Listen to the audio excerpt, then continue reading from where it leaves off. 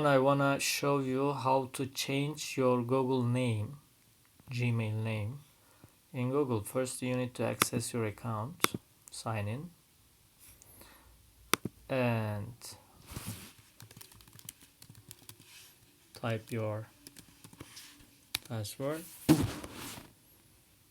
and then you click on your image and then manage your Google account. And at the left hand side you will see personal info, and you will see you can change your photo here, name, nickname, birthday, gender, and so on. So I click on my name,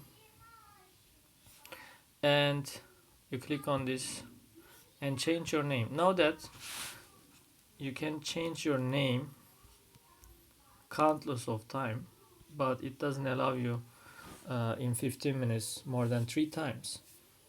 So let's say I change it to Adam and I click OK.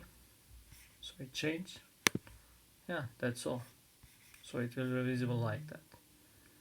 Thank you so much.